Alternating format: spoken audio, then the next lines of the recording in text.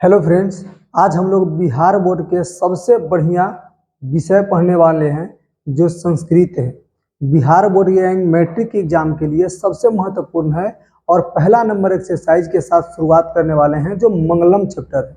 Chapter का नाम है मंगलम और इसके पूरे बात जानेंगे हम लोग। बिहार बोर्ड के मैट्रिक के लिए सबसे ज़्यादा जरूरी है, इसमें हम लोग जानने वाले हैं। एक वीडियो में पूरा एकदम चीज़ आपको मिल जाएगा, पूरा सार मिल जाएगा। दूसर का वीडियो आपको मिल जाएगा ऑब्जेक्टिव का और तीसर का वीडियो मिल जाएगा सब्जेक्टिव का, यानी पूरा ऑब्जेक्टिव सब्जेक्टिव से लेके क्वेश्चन आंसर और पूरा अर्थ आपको एक ही चीज मिल जाएगा। तीनों सारा चीज आपको इसी पे मिल जाएगा। हम लोग जानेंगे मंगलम के मतलब क्या होता है, इसका पाठ जाने, परिचय जानेंगे, व्याख्या जानेंगे और अर्थ जानेंगे। आपको एकदम बिल्कुल इतना बढ़िया से पढ़ाया जाएगा कि आप भूलने की कोशिश कीजिएगा और हम भूलने नहीं देंगे, ये बिल्कुल है। पहले हम लोग जानेंगे कि मंगलम के अर्थ क्या होता है, मंगलम का मतलब क्या होता है। तो मंगलम के मतलब होता है शुभ या कल्याणकारी। मंगलम का अर्थ होता है शुभ या कल्याणकारी। मंगलम जो है उपनिषद से लिया गया है। कहाँ से लिया गया है? उपनिषद से लिया गया है। उपनिषद कहाँ से लिया गया? उपनिषदों से लिया गया है। और उपनिषद का लेखक है महर्षि वेदव्यास। कौन है? महर्षि वेदव्यास जी हैं। महर्षि वेदव्यास जी, ठीक, महर्षि वेदव्यास जी। हम लोग आगे इसके बारे में जानेंगे तो ये जानेंगे कि मंगलम में बिल्कुल पूरे 5 श्लोक है। 5 श्लोक के हम लोग अर्थ और व्याख्या के साथ में जानेंगे। पहला नंबर श्लोक जानेंगे, उससे पहले हम लोग थोड़ा सा परिचय इसके बारे में जान लेते हैं कि मंगलम पाठ में परिचय क्या है। परिचय ये जानेंगे। कहता है मंगलम पाठ जो है, मंगलम पाठ में 5 मंत्र है जो क्रमशः ईशावास्य उपनिषद से लिया गया है, कंठ उपनिषद से लिया गया है, मंगलम उपनिषद तथा श्वेताश्वेर उपनिषद नाम के उपनिषदों से संकलित है। ये मंगलम मंगलाचार्य, ये जो है मंगलाचार्य के रूप में पठनीय है, यानी मंगलाचार्य यानी शुभ के रूप में हम लोग को पढ़ना है। वैदिक साहित्य में शुद्ध आध्यात्मिक ग्रंथों के रूप में उपनिषद का महत्व है। इन्हें पढ़ने से परम पिता यानी परम सत्य का प्रति आदर यानी परम सत्य यानी सत्य के प्रति हमें आदर की भावना जागेगा, साथ में आस्था उस पर होगा और विश्वास उत्पन्न होती है और सत्य के ऊपर। इस मंत्र पढ़ने के बाद हम लोग को सत्य के खोज की ओर मन को झुकाव होता है। सत्य के खोज की ओर मन का झुकाव होता है तथा आध्यात्मिक खोज का उत्सुकता होती है। आध्यात्मिक खोज का क्या होती है? उत्सुकता होती है। कहता है कि उपनिषद ग्रंथ विभिन्न वेदों से, उपनिषद सब जो है विभिन्न वेदों से क्या है? संबंध रखता है, रिलेटेड है। जानेंगे। इसके पहले थोड़ा सा और कुछ बात जो है इसको जान लेते हैं। क्या है कि उपनिषद वैदिक वाङ्मयस्य, उपनिषद वैदिक वाङ्मयस्य अंतिम भागे दर्शन शास्त्रस्य परम परमात्मा महिमा प्रधानतया गीयते। जानेंगे। कहता है कि अर्थ कि उपनिषद वैदिक साहित्य के अंतिम भाग में दार्शनिक सिद्धांत को प्रकट करता है। उपनिषद है जो वैदिक साहित्य के अंतिम भाग से, वैदिक साहित्य के अंतिम भाग के कौन से? दर्शन सिद्धांत से, दार्शनिक सिद्धांत को प्रकट करते हैं। आज सब जगह श्रेष्ठ पुरुष, सब जगह श्रेष्ठ पुरुष जो होते हैं उस परमात्मा के महिमा का प्रधान रूप से गायन किया जाता है, यानी गायन हुआ है। और उसी परमात्मा से सारा संसार, उसी परमात्मा से सारा संसार जो है परिपूर्ण और अनुशासित है। सबों की तपस्या का लक्ष्य, सबों की जो सभी लोग तपस्या करते हैं, सब लोग जितना मेहनत करते हैं और उनका मेन लक्ष्य जो होता है वो होता है उसी को प्राप्त करना। किसको प्राप्त करना?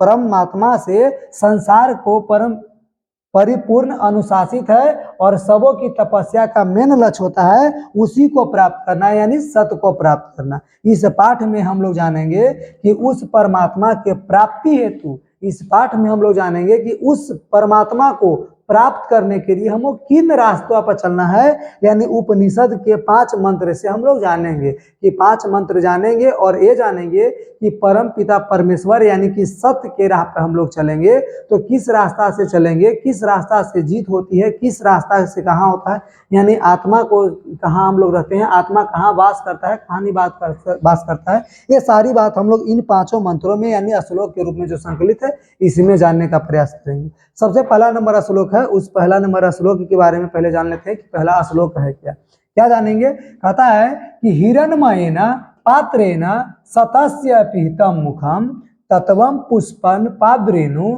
सत्य धर्माय दृष्टे। फिर से जानेंगे। हिरणमयेन पात्रेण सतस्य पीतम मुखम तत्वम पुष्पावृणु सत्य धर्माय दृष्ट। जानेंगे इसका अर्थ है। कहता है हे प्रभु, सत्य का मुख सोने जैसा आवरण से ढका हुआ है। फिर से कहता है कि हे प्रभु, सत्य का मुख जो है सोने जैसा बर्तन से यानी सोने जैसा जो ढक्कन से ढका हुआ है।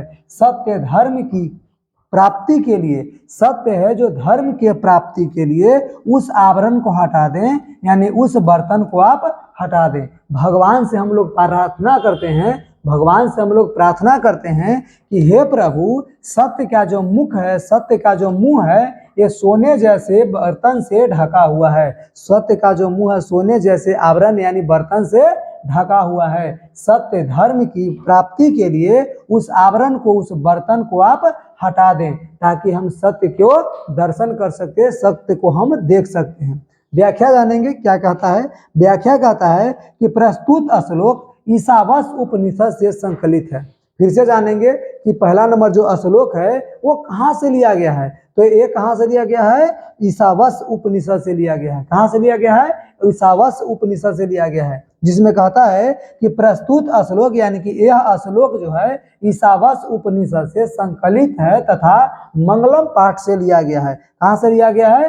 मंगलम पाठ से लिया गया है। इसमें सत्य के विषय में कहा गया है। इसमें किसके विषय में कहा गया है? सत्य के विषय में कहा गया है। यानी ईशावास्य उपनिषद जो है ये सत्य के विषय में बताता है कि संसारिक मोह माया के कारण विद्वान व्यक्ति भी इस मोह माया के जाल में फंसे रह जाते हैं और सत्य का प्राप्ति नहीं कर पाते। क्या कहते हैं कि इसमें सत्य के विषय में कहा गया है कि संसारिक मोह माया के कारण विद्वान व्यक्ति भी सत्य के प्राप्ति नहीं कर पाता, क्योंकि संसारिक चकाचौंध में सत्य है जो इस कदर, इस प्रकार तथा संसारिक मोह माया के जाल में फंस करके संसारिक चकाचौंध में सत्य इस प्रकार, सत्य है जो इस प्रकार से ढक जाता है कि हम उसे देख नहीं सकते और देख नहीं पाते, और मनुष्य जीवन भर बिना काम के अनावश्यक भटकता रहता है। इसलिए ईश्वर से प्रार्थना की गई है, इसलिए ईश्वर से प्रार्थना की गई है कि हे प्रभु,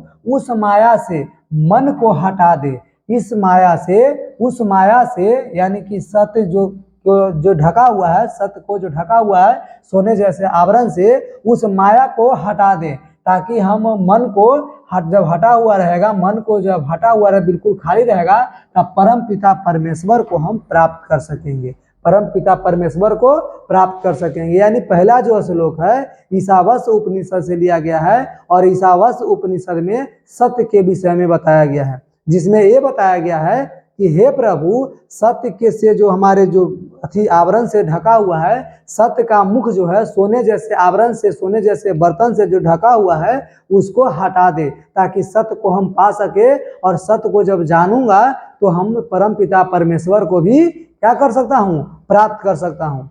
चलिए दूसरा नंबर जानेंगे, और ऐसे हम लोग आपको बोलेंगे कि जैसे नोट्स अर्थ और व्याख्या जान रहे हैं, इसलिए आप लोग नोट भी कॉपी पर बनाते चलेंगे, साथ साथ आप लोग भी बनाते चलेंगे, कॉपी लेकर के बैठेंगे, ज़्यादा बढ़िया रहेगा। फिर आप लोग कभी भूलेंगे नहीं, ये याद रखिए। जब भी आपको लगे 2-4-10 दिन के बाद आप देखते रहिएगा, उसको कभी नहीं भूलिएगा। चलिए दूसरा नंबर श्लोक हम लोग जानेंगे। कहता है कि अनोर्नियाना, क्या कहता है? अनोर्नियाना महतो महियाना, अनोर्नियाना महतो महियाना आत्मस्य जंतो निहितो गुहायाम। क्या कहता है? अनोर्नियाना महतो महियाना, अनोर्नियाना महतो महियाना आत्मस्य जंतो निहितो गुहायाम। कहता है तम क्रतुरु पश्यति वित्त शोको, तम क्रतुरु पश्यति वित्त शोको धातु प्रसादानाम महिमात्मानम। कहता है धातु प्रसादानाम महिमात्मानम। कहता है इसका अर्थ जानेंगे। क्या जानेंगे? अर्थ जानेंगे कि मनुष्य के हृदय रूपी गुफा में अणु से भी छोटा और महान से भी महान आत्मा निवास करती है, आत्मा विद्यमान है। विद्वान शोक रहित हो करके उस श्रेष्ठ परमात्मा को देखता है। क्या कहता है? पहला जो श्लोक है, ये दूसरा नंबर श्लोक, इसमें कहता है कि मनुष्य के हृदय रूपी गुफा में कौन निवास करते हैं? आत्मा निवास करते हैं। और आत्मा जो होता है ये अणु से भी छोटा, यानी छोटा से भी छोटा, और बड़ा से भी बड़ा, यानी अणु से भी छोटा और महान से भी महान आत्मा है, जो मनुष्य के हृदय रूपी गुफा में वास करती है। और जो इसके बारे में अगर जान जाता है, जो विद्वान जो लोग हैं, जो इन विद्वान लोग शोक रहित होकर के उस परमात्मा को देख लेते हैं। आत्मा को विषय में अगर जान जाते हैं, आत्मा को अगर सत्य सच्चाई के बारे में अगर पता चल जाता है, तो वो परम पिता परमेश्वर को यानी ईश्वर को सन्मुख देखते हैं, यानी सामने प्रकट करके देख लेते हैं। तो ये आपको बताता है। इसके बाद हम लोग जानेंगे इसका पूरी व्याख्या। क्या कहता है कि इसकी व्याख्या क्या है?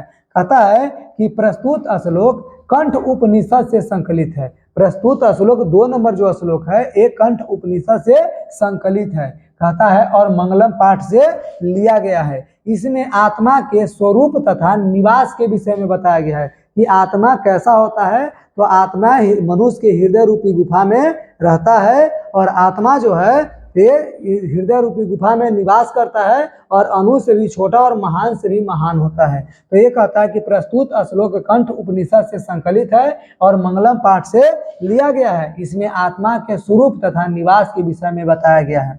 विद्वानों का कहना है, किनका कहना है? विद्वानों और ऋषिगण का कहना है कि आत्मा मनुष्य के हृदय रूपी गुफा में सूक्ष्म से भी सूक्ष्म तथा महान से भी महान रूप में विद्यमान है। मनुष्य के हृदय रूपी गुफा में सूक्ष्म से भी सूक्ष्म, यानी छोटी से भी छोटी और बड़ी से भी बड़ी क्या है?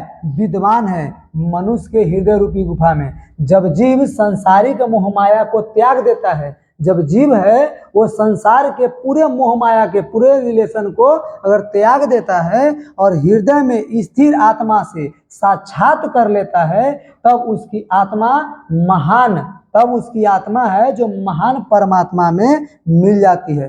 फिर से जानेंगे कि जब संसारिक मोह माया को त्याग करके हृदय में स्थित आत्मा से साक्षात्कार कर लेते हैं विद्वान लोग, तब उनकी आत्मा महान परमात्मा में मिल जाती है और जीव सारे संसारिक बंधनों से मुक्त हो जाता है। और जीव है जो सारे संसारिक बंधनों से क्या होती हैं? मुक्त हो जाते हैं। इसलिए भक्त प्रार्थना करता है, इसलिए भक्त है जो प्रार्थना करता है कि हे प्रभु, हमें उस अलौकिक, हमें उस प्रकाशित प्रकाश से अलौकित करो, प्रकाशित करो, हमें उस पवित्र प्रकाश से प्रकाशित करो कि हम शोक रहित होकर के अपने आप को उस महान परमात्मा में एकाग्र कर सके, हम उस महान परमात्मा में क्या कर सके? एकाग्र कर सके। क्लियर? चलिए अगला नंबर जानेंगे, यानी तीसरा नंबर श्लोक जानते हैं। तीसरा नंबर श्लोक क्या कहता है ये सुनेंगे। तीसरा नंबर श्लोक में ये कहता है कि सत्य की जीत होती है, हार की नहीं। वैसे भी हमको पता चल रहा है कि सत्यमेव जयते नानृतम, यानी सत्य की जीत होती है, झूठ की नहीं। कहता है सत्यमेव जयते नानृतम सतेना पंथा विततो देवयाना, सतेना पंथा विततो देवयाना। कहता है एना कर्मन्तस्यो हप्त कामा, एना कर्मन्तस्यो हप्त कामा अत्र तत् सतस्य परम निधानम। कहता है अत्र तत् सतस्य परम निधानम। फिर से सत्यमेव जयते नानृतम सतेना पंथा विततो देवयाना एना कर्मन्तस्यो हप्त कामा यत्र तत् सतस्य परम निधानम। अर्थ जानते हैं क्या होता है? अर्थ कहता है कि सत्य की ही जीत होती है, सत्य की ही जीत होती है, झूठ की नहीं। कहता है सत्य से ही देवलोक का रास्ता प्राप्त होता है, सत्य से ही देवलोक का रास्ता प्राप्त होता है। ऋषि लोग देवलोक को प्राप्त करने के लिए उस सत्य की प्राप्ति को करते हैं, सत्य को प्राप्त करते हैं। जितने ऋषि लोग हैं और महान विद्वान लोग हैं, ये देवलोक को भगवान के जो मंदिर है वहां पर प्राप्त करने, भगवान को पाने के लिए उसी सत्य को प्राप्त करते हैं। और उस सत्य को जब पा जाते हैं, जहाँ सत्य का भंडार है, तो पा जाते हैं, तो भगवान को दर्शन कर लेते हैं, भगवान को पा जाते हैं, भगवान में मिल जाते हैं। यानी कि इसमें ये बताया गया है कि सत्य की ही जीत होती है, झूठ की नहीं जीत होती है। और ऋषिगण जितने हैं वो सत्य के प्राप्ति के लिए वो सारे चीज को त्याग करके और सत्य के खोज में निकल पड़ते हैं और वहां सत्य को पा जाते हैं, प्राप्त कर लेते हैं जहां सत्य का भंडार है। चलिए इसका व्याख्या हम लोग जानेंगे। कहता है कि प्रस्तुत श्लोक मुंडक उपनिषद से संकलित है। ये श्लोक कहाँ से लिया गया है? मुंडक उपनिषद से लिया गया है। थर्ड नंबर जो श्लोक है मुंडक उपनिषद से संकलित है, लिया गया है एवं मंगलम पाठ से उद्धृत है, यानी लिया गया है। इसमें सत्य के महत्व पर प्रकाश डाला गया है कि सत्य क्या होता है। तो सत्य के महत्व पर, सत्य के गुण पर प्रकाश डाला गया है कि ऋषियों का संदेश है, ऋषियों का कहना है कि संसार में सत्य की जीत होती है, संसार में सत्य की क्या होती है? जीत होती है, और सत्य या झूठ की जीत नहीं होती है। असत्य या झूठ की जीत नहीं होती है। तात्पर्य मतलब यह है कि ईश्वर प्राप्ति सत्य का आराधना से होती है। ईश्वर के प्राप्ति जो होती है, ईश्वर प्राप्त होते हैं हमें सत्य के आराधना से। सत्य का अगर आराधना प्रार्थना कीजिएगा, सच्चाई से प्रार्थना कीजिएगा तो ईश्वर यानी भगवान हमें मिलेंगे। यानी कि झूठ से अगर करेंगे तो भगवान हमें नहीं मिलती है। यानी सत्य की जीत होती है और झूठ की जीत नहीं होती। न कि सांसारिक विषय वासनाओं में डूबे रहने से होती है।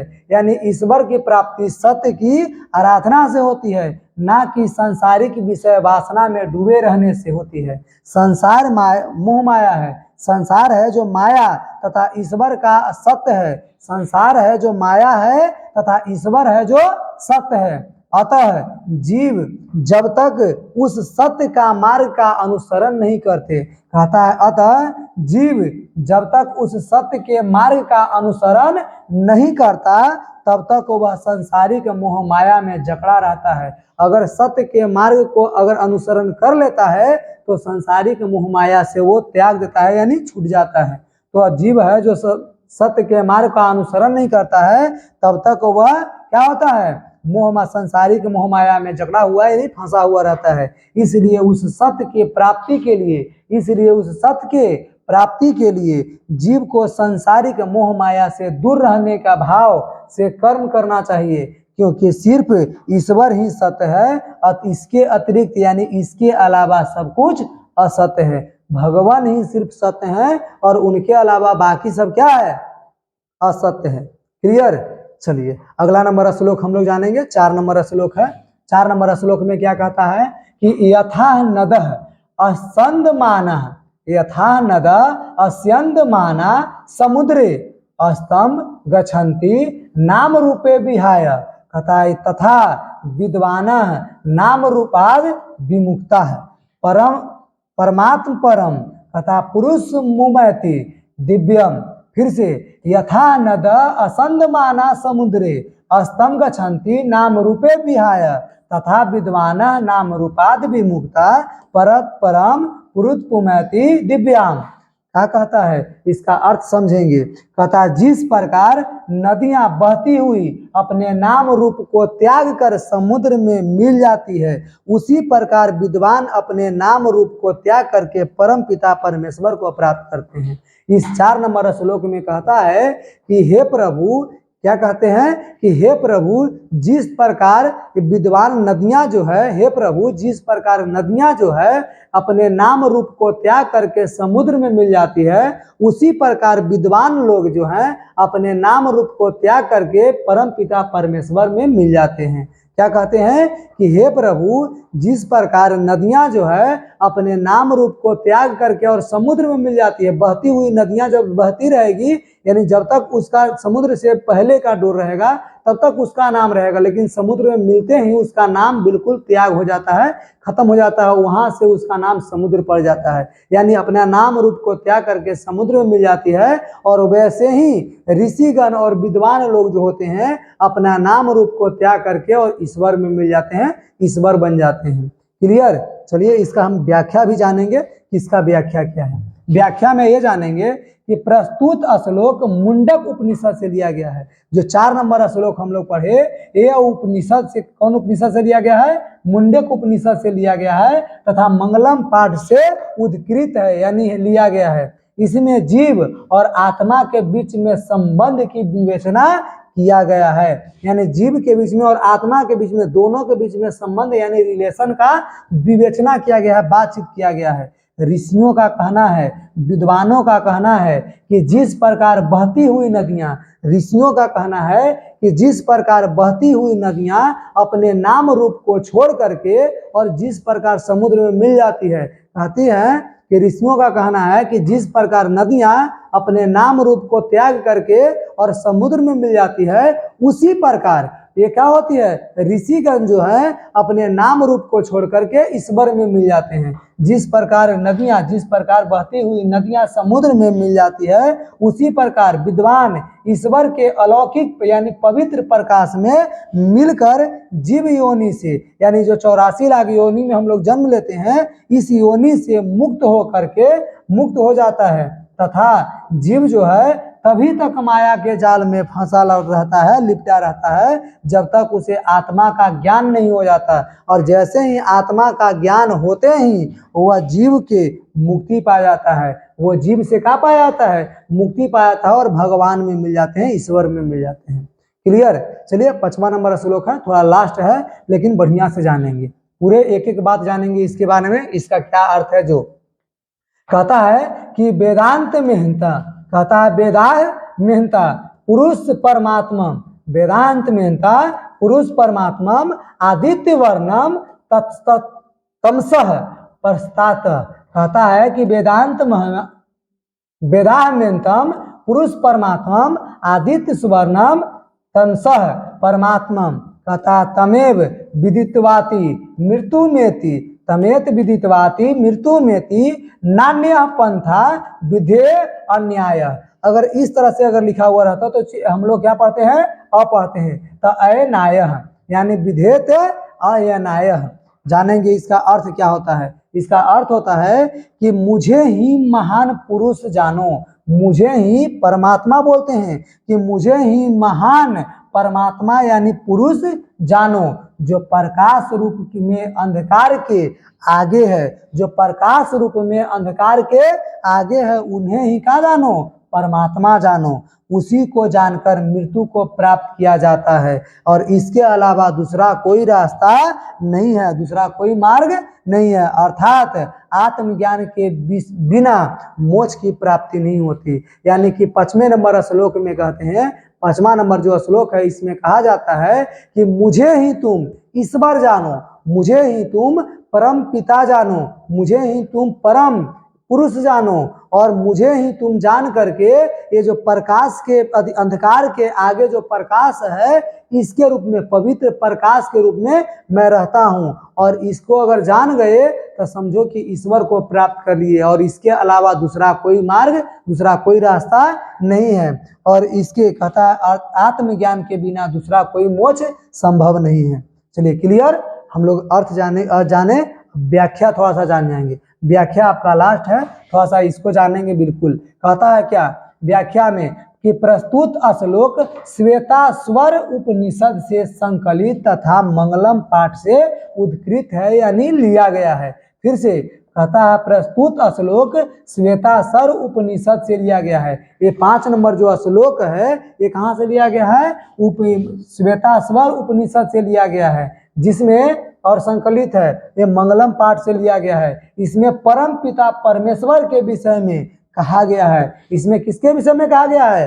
परम पिता परमेश्वर के विषय में कहा गया है कि ऋषियों का मानना है, ऋषियों का कहना है कि ईश्वर ही प्रकाश का पुंज है, ईश्वर ही प्रकाश के पुंज है और उन्हीं के भव्य दर्शन से सारा संसार अलौकिक होता है यानी प्रकाशित होता है, यानी ईश्वर के ही दर्शन से, उन्हीं के भव्य दर्शन यानी ईश्वर के ही दर्शन से सारा संसार है जो क्या होता है, प्रकाशित होता है।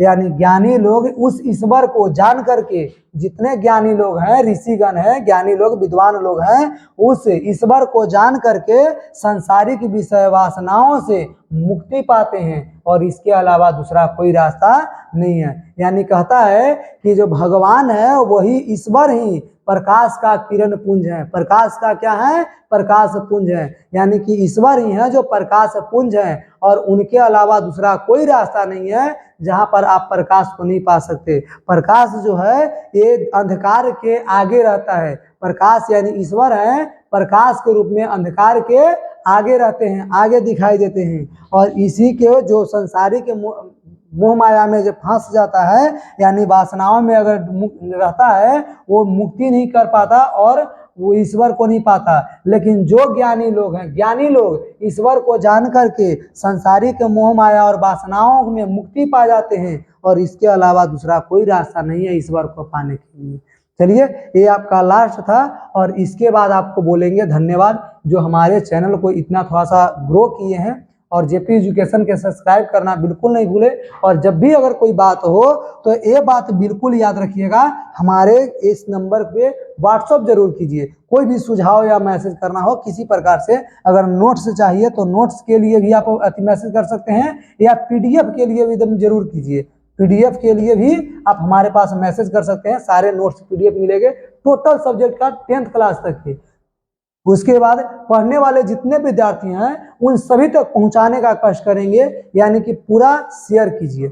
इतना ही आज आप लोग के देंगे। थोड़ा सा अगला नंबर जो है, सेकेंड नंबर टॉपिक जो आएगा उसमें आपको मंगलम का पूरा ऑब्जेक्टिव और पूरा ऑब्जेक्टिव सब्जेक्टिव क्वेश्चन आंसर पूरा मिल जाएगा। चलिए, इतना ही।